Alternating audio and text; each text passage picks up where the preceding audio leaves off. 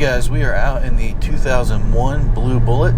This is not a full drive review of the car. I am learning and testing. So the last GoPro I had, I think I mentioned it in a different video, but the last one I had was a Hero 3 white, and it stepped up to the 13. So apparently these things have had like GPS data in them for quite a few generations now. I think it was like 5 and up, except it skipped the 12. And so yeah, I'm learning things. I know that what these cameras can do is going to be old hat to a lot of people, but all new to me. And so there's GPS data in them, which is interesting. That was a bumpy corner. Goodness, that was a lot of bumps. I don't know. The camera's got stabilization on it. Yeah. So what I've got right now is I've got the GPS turned on. I don't know if the GPS will work through the media mod case. I hope it will. But I've got the camera outside the car, obviously. So it has a better chance of the GPS satellite signals. And I'm just kind of cruising around my neighborhood. It's an old school neighborhood, all built between the 60s and 80s. And yeah, we're just testing things and seeing what happens. So it occurs to me that it might not be the smartest idea to do the speedometer overlay if I'm out on drives, because not that it would cause a stir until there were quite a few followers, or until I get quite a few followers, which I do believe that I will in time. But if I am going over the speed limit, let's just not put proof out there, But we can do the GPS. The GPS and the map data is pretty cool. Oh, what's a good way to go? We'll go right here.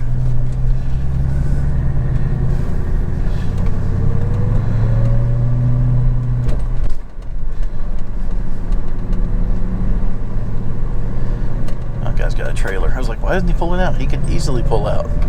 He had a trailer. You can probably see the things around and signs and businesses and stuff and easily get an idea of where I live, and that's fine.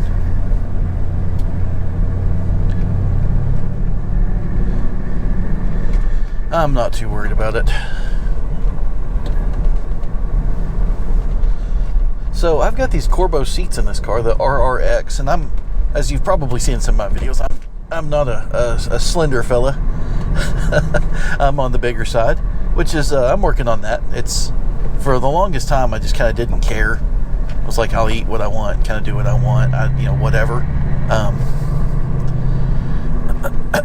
But yeah, it's not good. I can't hardly keep up with my son running and stuff, so that's no good. I'm working on losing the belly.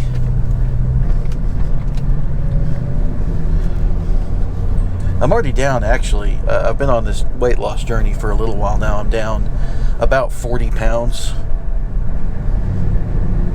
And I really probably need to lose another 80 to be down near 200. That tells you what you need to know right there. Yeah, so years of working in the office. And, well, honestly, I was about, let's say, 230, 240. So a little bit overweight. I'm like 5'10", so I was a little chubby.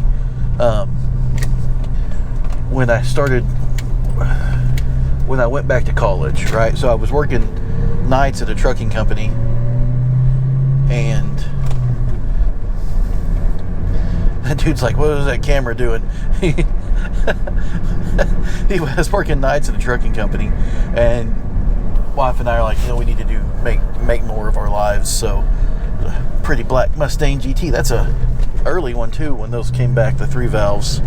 They're not back, but when that one came out, those wheels on that one are like early in the 05 to 09 run. Anywho, yeah, we're like, we need to make something of ourselves, and so we did a bachelor's programs. We both got bachelors in business admin, and then I went on to get an MBA. Let's go down the hill a little bit more here. Oh no, let's turn right. There's a, I believe it's Bright Atlantic Blue. You'll be able to see it on the right here. It's a convertible V6 Mustang. I kind of want to save that car. It has been sitting there for a while. The paint is not in good shape, but thankfully, really, you only really kind of need to paint the hood. The fenders aren't too bad, and the sides aren't bad. The top, I'm sure, needs to be replaced, and the trunk panel probably needs to be repainted as well. But with that color, those are things you can take off and paint those separately and have them be close enough. Too many stop signs. I was wanting to do the GPS overlay, but I'm not going to have any G-forces showing unless I'm actually able to get around the corner in a quick manner. Slow down for this little dip here. There's a BMW Z3 back over there. Those are pretty cool. I really like the clown shoe BMW little coupe things, hatchback, whatever they are. Unfortunately, the maintenance on a BMW is beyond what I want to take on myself. And so BMWs are out for me. That's another thing. That's another video we're going to film here before too awful long. Oh, geez. I hit the pothole there. So this channel is called Cheap Old Cars and Audio. But, what do I define as a cheap old car, right? Because all the cars I have are early 2000s, and there are definitely people that don't consider that old, in the car community.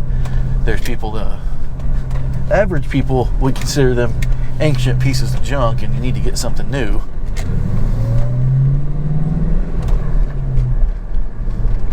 This is my house up here on the left with the Chevy truck and the red Mustang. I need to trim the front yard. I typically keep it taller than the neighbors, so it always looks a little tall. Guys doing new fiber optic line. Let's get through this corner kind of quick. I wonder what kind of G-force that was. Probably like 0.3 or 4 or something. Probably not much. But that's what I'm out doing. I'm out testing things. And just cruising around the neighborhood. This is what I do with the cars a lot of times when I want to take them for short drives, because in my corporate job I worked from home, which was great. I loved working from home. I didn't love being stuck in that room 12 hours a day, 14 hours a day, 16 hours a day. If I was going to work long hours, I'd rather be...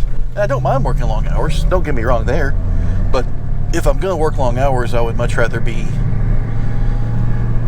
out, driving outside, doing something, being stuck in a chair and having energy but not being able to do anything physical is not fun. There's apparently something in my trunk when I went around that corner, it slid over to the side. I think I have a cooler back there. I always worry about stuff in the trunk, guys, because I used to have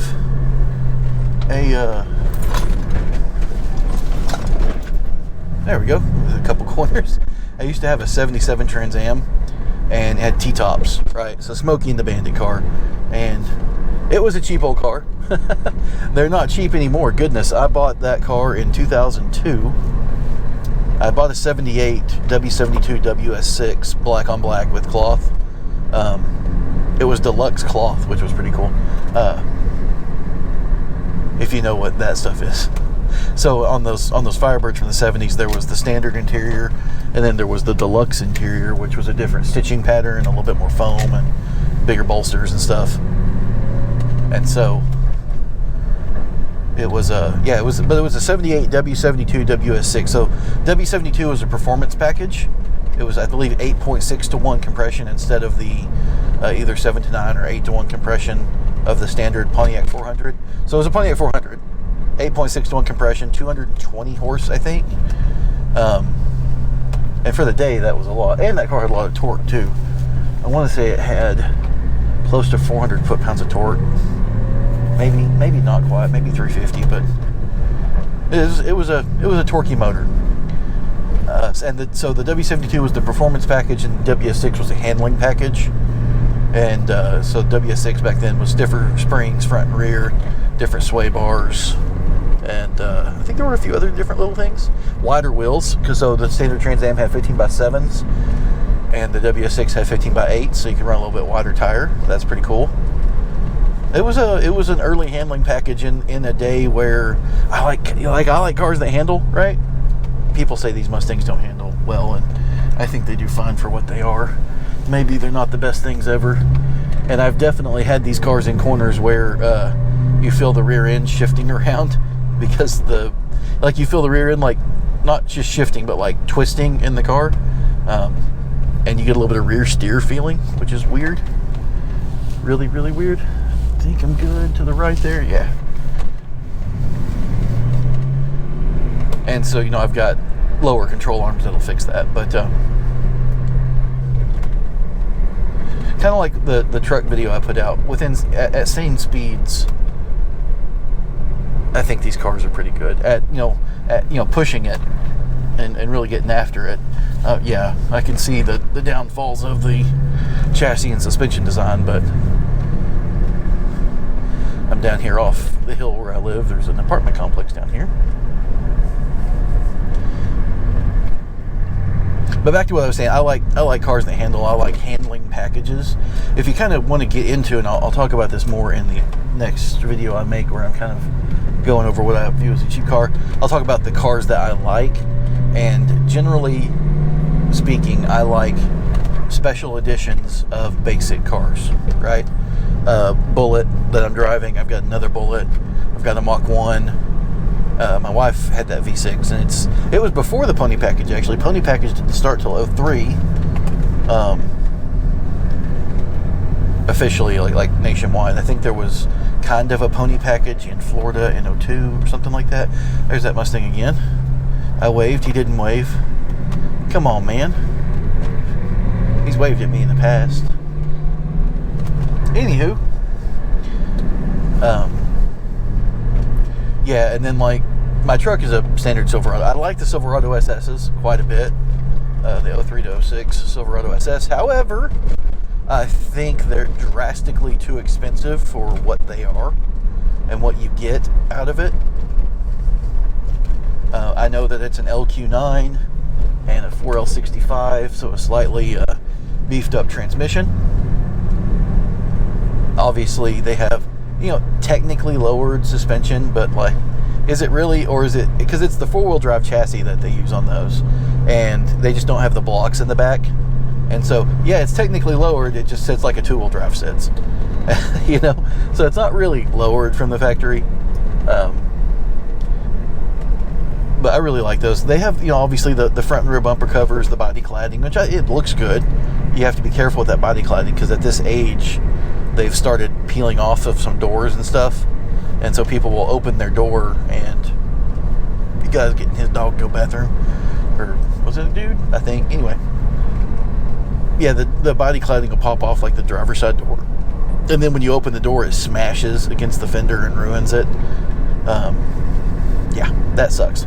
So if I were to get a Silverado SS, which is a truck that I want, I would pull all the body cladding off and then redo it with new double-sided tape.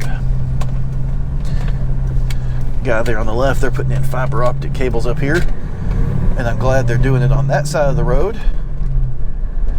I'm actually really glad they're doing it on that side of the road, because I have a sprinkler system installed in my yard. I can't afford stuff like that. The previous guy did it. The city's supposed to come by and pick up those limbs too. But yeah, I like special editions of basic cars, and it's because you can get the parts, you can get the things for them, you can find information on them. I'm watching like Ed Boley and his Lamborghinis and stuff, and it's like, okay, so this marker light cost $1,000 or $2,000 or something, but they put a piece of tape over it, and you can see the model number, and it's like a Ford part, and then they're having to do that on a lot of stuff, like source the original part that Lamborghini used. Now I know why companies do that. Obviously, it's because the engineering of all that little stuff is insanely expensive. So if they buy those things from larger companies that already did the engineering, they're already DOT approved. It's a big cost savings in making those cars. I get it, that stuff doesn't bother me, but I just don't want to have to do all that. You know, I've got a Mustang, and I can easily find parts for it, and I will be able to easily find parts for it for years to come.